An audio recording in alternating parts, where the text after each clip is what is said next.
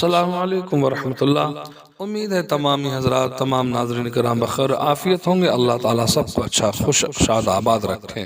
آج آپ حضرات کے سامنے صلاۃ التسبیح کا طریقہ اور اس کی مختصر فضیلت آپ حضرات کے سامنے پیش کر رہا ہوں۔ تسبیح کو زندگی میں ضرور ایک بار پڑھیں۔ صلاۃ التسبیح کا طریقہ یہ ہے کہ سب سے پہلے آپ نیت کریں، پھر اس کے بعد سبحانہ پڑھیں، سبحانک اللہم و بحمدک و تبارک اسمک و تعالی جدک و لا الہ غیرک۔ پھر آپ اس تسبیح کو 15 مرتبہ پڑھیں۔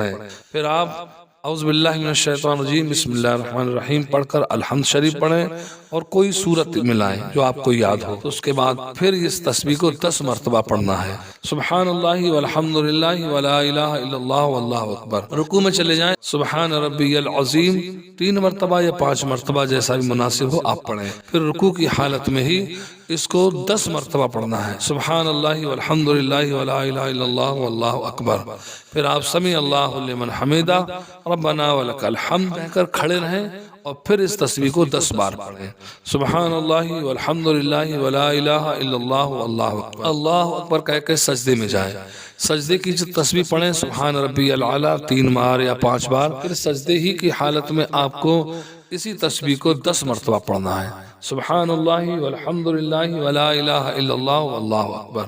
سجدے سے سر اٹھائیں، اللہ اکبر۔ پھر آپ قاعدے میں یعنی جیسے تحیات میں بیٹھتے ہیں وہاں بیٹھ کر اللہ اکبر کے بعد پھر اسی تسبیح کو 10 بار پڑھنا ہے، سبحان اللہ والحمد للہ ولا الہ الا اللہ واللہ اکبر۔ پھر دوسرے سجدے کے لیے جائیں، اللہ اکبر۔ تو سبحان ربی العلیٰ یہ تسبیح 3 مرتبہ 5 مرتبہ پوری کرنے کے بعد اور اسی تسبیح کو پڑھیں، سبحان اللہ والحمد للہ ولا الہ الا اللہ واللہ اکبر۔ پھر آپ سجدے سے سر اٹھا کر اللہ اکبر کہہ کے دوسری رکعت میں چلے جائیں۔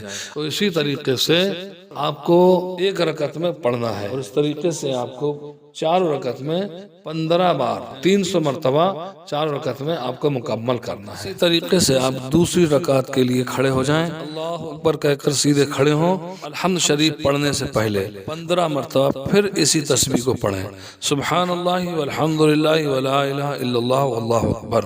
پھر اسی طریقے سے چوتھی رکعت پوری کر کے آپ سلام پھیر دیں۔ یہ آپ کی 300 مرتبہ یہ تسبیح ہو جائے گی۔ تو آپ اس کو اچھے سے سمجھیں اور اس نماز کو ضرور پڑھیں۔ پیارے آقا صلی اللہ تعالی وسلم فرماتے ہیں کم سے کم زندگی میں 1 مرتبہ تو پڑھ ہی لینا چاہیے۔